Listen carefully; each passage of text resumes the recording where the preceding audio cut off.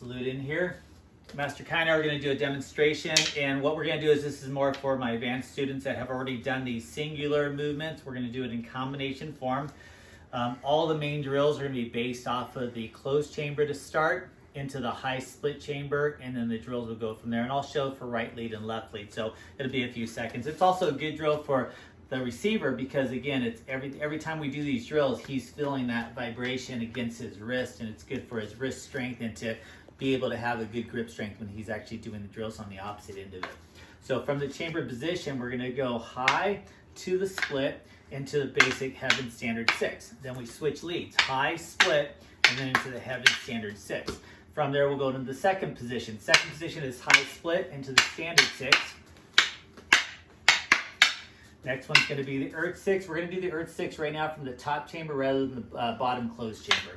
Starts out the same, high split, re-chamber here, and this works really well if you have the shorter weapons like the knives or the daggers here. Opposite side, high split, chamber on the high, there's your Earth. Now we're going to do the same thing with the low chamber on the Earth off the high split. The only difference is I chamber normal low, and I'm going low position. And again, a lot of people want to go way down here, so you can change your levels as you go. Next one's going to be off the high split, Earth combo 6. So again, it's the same thing. You can do it here if you're doing the Earth, but you have to chamber it on top if you're doing the Earth combo 6. It's a reverse of that Standard 6. So again, it's going to be high, low, chamber on top, low, high, low. Then the next one, I'm going to have Kai go and hold it this direction here because we're going to go into, I'm going to pretend the 6 was still there for the high, low, but then I'm going to go into the Earth 6. High, low, chamber 1, 2, 3, switch leads, high split, Earth 6. Into the Redondo drills. We're going to do the same thing. He's going to position the same, but we're going to do uprising 6.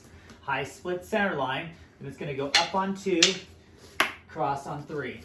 High split in the middle, uprising 6, into there. And then he'll go back to this position here, and we're going to add it with the open chamber. All those were closed grip off the high split into a closed grip, either high or low.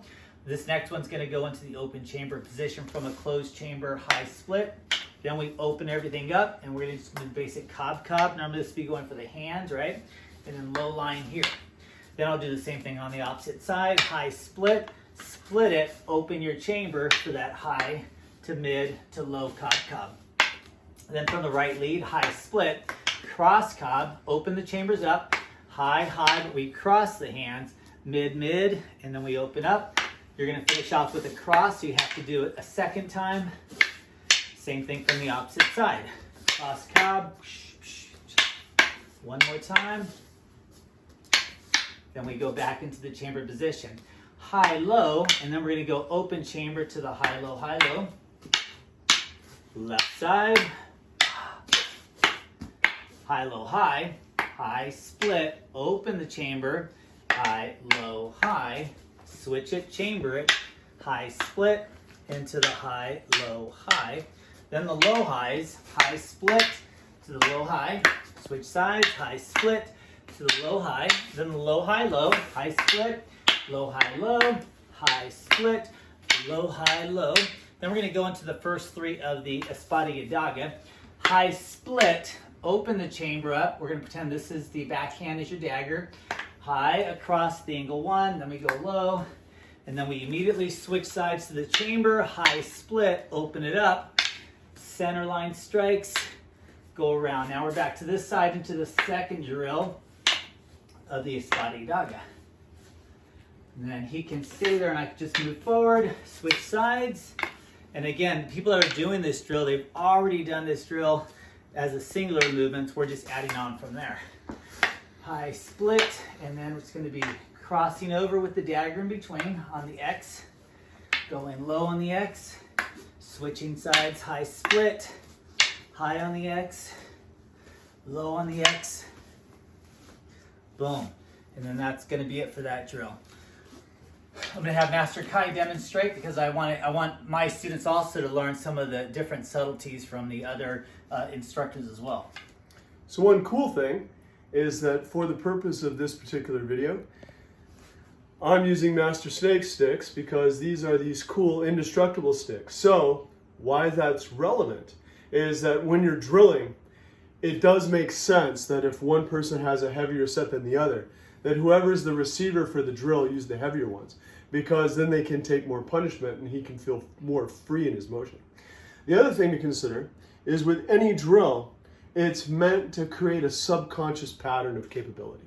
So the concept, regardless of distance, right? So we have largo mano, or the long distance, where we could be here and do that first shot, right? Or you have medio or medium distance, and now my target might change. I might be trying to defang the snake. You know how long I've been waiting to say that with you? And then corto corso, where if I'm close in, then maybe that first one is meant as a defang the snake. And now the second one is a trap, and now I can continue the attack. So what you want to see is that with any drill, you can also train at any distance.